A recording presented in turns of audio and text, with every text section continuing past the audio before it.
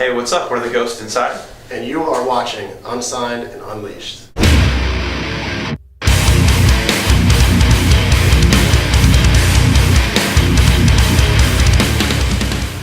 My name is Jonathan Vigil, and I'm the singer of the Ghost Inside.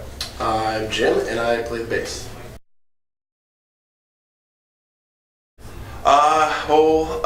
We just put out an album called Get What You Give on Epitaph Records, and just being a part of Warped Tour is pretty cool. As far as goals, this is kind of a goal in itself, just being on the tour. It's been a big dream of ours. As kids growing up, coming to Warped Tour, now being on the side that we're actually able to play, it's pretty cool. Yeah. Now we're talking about goals for 2013, I guess, because 2012 was pretty well planned out as far as the next couple of tours and stuff. So we sat down and talked about what we want to do next year and the year after, and it's kind of crazy to think about even just a 2-year plan for a band, because just a year ago we barely had a 2-month plan, and now it's it's really rolling. This record was put together a lot differently than the last two. We have a new drummer who is also a big part of the songwriting process. It's the first time we worked with a real producer. Jeremy from A Day to Remember produced the record and was there for a lot of the writing because they wrote a lot in the studio. Aaron and Andrew basically write all the songs, and then Vigil does all the lyrics, and me and Zach get to watch, which is pretty sweet. We did a lot of interneting for a month, but it's cool to just be there and see the whole process and feel a part of it. I think for this album too is we had a more clear direction of what we wanted for our band. Or as far as the first album, we were just a brand new band, didn't really have any certain path we wanted to go on. We kind of just wrote a record, and then the next record we just tried to write a better version of the first one. And then I think with this one we kind of buckled down and kind of honed in on what we wanted to sound like, what we wanted for our band. As far as music, vocally, lyrically, all that kind of stuff. So. We're really proud of the outcome, and I know every band says this, but we really feel it's our best record to date. I've been hanging out with a band called Transit a lot. A lot of those dudes play hockey on Xbox, and that's kind of what I do on my downtime anyway. So we've been playing that a lot, and just motionless some white dudes and. Whoever comes on our bus, whoever hangs out at the barbecue, pretty much. Yeah, it's kind of just a big family. At the end of the day, everybody's worn out and kind of does the same stuff, and you can just wander from bus to bus and see all your friends. A lot of the bands on the tour, bands we've toured with in the past, so it's like Chelsea Grin, Every Time I Die.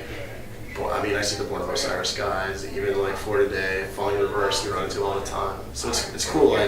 It's kind of like punk rock high school. There's the skater kids, the stoner kids, the straight edge dudes. Yeah, it's cliquey like that, but not in a bad way, Yeah. High school, it's judgmental and stuff, and here it's oh, straight edge dudes are hanging out. Cool, let's go drink a beer with them, hang out. It's cool like that. I grew up in Boston, so I have a sarcastic, kind of mean sense of humor. But it's in a pretty lighthearted way, and I hope it usually comes across. Yeah, no, it usually does. Listen to a lot of Half Heart? I did listen to a lot of Half Heart. My first band was actually with the original drummer of Half Heart. Okay. So, Believe that. That's real. I think being from Southern California, I'm a lot more laid back with stuff. I kind of just hang out and do my own thing, and not really intrude on people. I don't know, I've always kind of been like that. I think that, growing up there is kind of surfer, hangout, kind of laid back mentality, and I kind of just have that. I think at the end of the day, we're still fans of music, and there's still bands that we go see, when we're off tour. I went to see Saves the Day a couple of times on our last break, and we're still fans. There's still bands that we get excited about going to see, and I think a big part of our band is trying to be the best on the other side of that for our fans. Our fans are such a big deal to us, and I know everyone says that, but we go out of our way to be normal dudes. We hang out, we are normal dudes. We're just lucky to have this platform to play music and whatever. And I think that goes a long way with fans of the band too, because I know, like Jim said, seeing some of our favorite bands and Saves the Day being one of them. One time we played a festival in Europe with Saves the Day, and we both really loved that band. And I remember kind of like fanboying out, like being kind of scared to meet Chris. He's like, "Oh, let's just go do it. Like, he's just a guy like us, you know." We were talking, you know, and that stuff like makes me appreciate that band so much more. Just talking to the singer and like, you know, hanging out talking about a song or whatever, you know. And I know that to be in the other side of that is it's cool, you know, to be able to kind of connect with people who are the reason why we do what we do, and we're able to do what we do is because of support like that. So, you know, might as well try to give back, you know, what they give to us.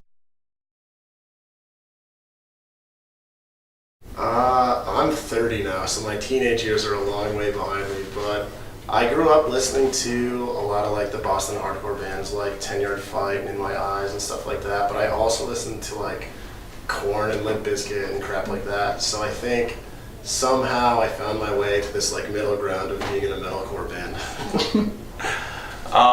Yeah, I mean, you know, in my teenage years, it's kind of crazy. I listened to, you know, bands like Newfound Glory, Taking Back Sunday, Yellow Card, and they're all on this tour right now. And it's like, that's a big trip to me to be able to go to Catering Line and you know, see Adam from Taking Back Sunday and be like, oh shit, dude, this is crazy.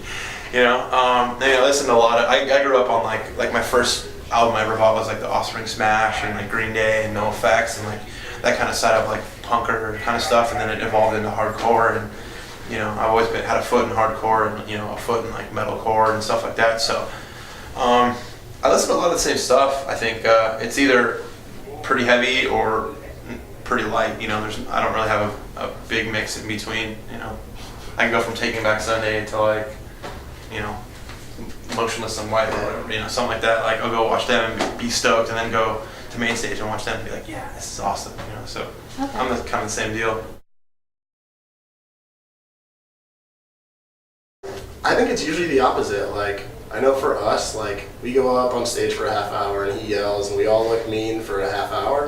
And that's it for the whole day. That's like all my anger and aggression and anything for a whole day. So when we leave the stage, I'm like, let's go listen to Fun or Mumford and Sons or something stupid and hang out and like, smile. Like, we get it all out. And I see sometimes, like, with poppier bands, it's the opposite. Like, they go up there and they have to fake a smile for half an hour and they get off and they're like grumpy. They hate their lives.